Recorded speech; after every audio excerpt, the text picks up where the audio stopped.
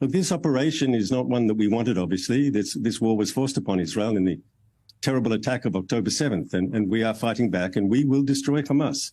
We'll dismantle their military machine, and we'll take apart their political control of Gaza. That's good for Israel for obvious reasons. We don't have to live in fear of terrorists crossing the border and killing our people and butchering our children in the middle of the night. But it's ultimately also good, and I hope you agree with me, it'll be good for the people of Gaza, who deserve better than this terrible, authoritarian, extreme Hamas regime.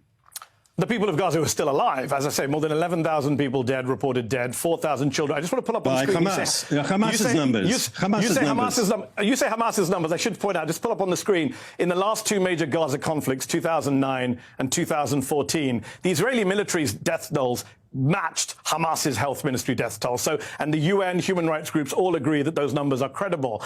But look, your wider point is true. Can I challenge that? Will you allow me to challenge that, please? Can I just challenge that? I'd like to challenge that. I'll try to be as brief as you are, sir. Those numbers are provided by Hamas. There's no independent verification. And secondly, more importantly, you have no idea how many of them are Hamas terrorists, combatants, and how many are civilians. Hamas would have you believe that they're all civilians, that they're all children. And here we have to say something that isn't said enough. Hamas, until now, we're destroying their military machine, and with that, we're eroding their control. But up until now, they've been in control of the Gaza Strip. And as a result, they control all the images coming out of Gaza. Have you seen one picture of a single dead Hamas terrorist in the fighting in Gaza? Not one. Is that by accident, or is that because Hamas can control the information? You asked me a question and you said you would be brief. I haven't, you're right, but I have seen lots of children with my own lying eyes being pulled from the rubble. Because they're the pictures Hamas wants you to see. Exactly my point. And also because they're dead, they're the pictures Hamas wants. But they're also people that your government has killed. You accept that, right? You've killed children, or do you deny that? No, I do not. I do not. I do not. First of all, you don't know how those people died, those children. Oh, wow. First of all, we don't want to see a single child killed. Okay, here's my question for you, Marc. You say, I agree with you. I agree with you. We shouldn't blindly believe anything Hamas says.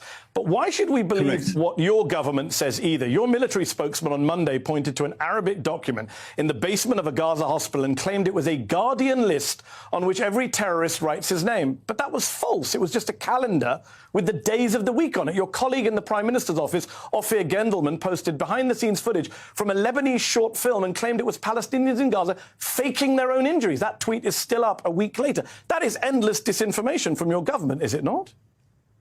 I disagree, and I think on the important issues, look, I'll give you an example, Mehdi.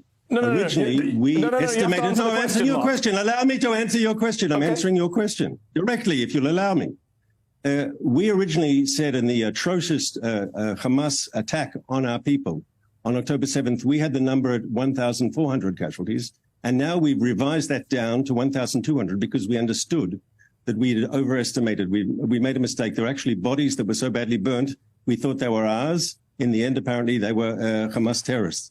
When we make a mistake, we admit it. Why does that give you permission? Why does that give you permission to accept Hamas's numbers? I don't understand. I didn't ask about Hamas's numbers. I said to you that your military spokesman... But you were quoting to me before Hamas numbers, Mehdi. You were quoting to me Hamas's numbers. Because the entire UN and the human rights community and the American intelligence community on Friday said they trust those numbers. But you're dodging my question, Marc. I'm not sure that's true. Why did your military spokesman on Monday point to a calendar in Arabic and say these are the names of terrorists on them? That's false. Can you accept that here and now? I'm not aware of the incident. Let's put up the image. We have the image.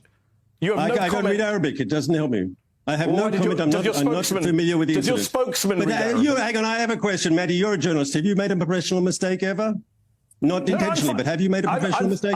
Exactly, and I own up to it. Have you made a mistake? So can you own up to the mistake? So if I've made mistakes, you've made mistakes.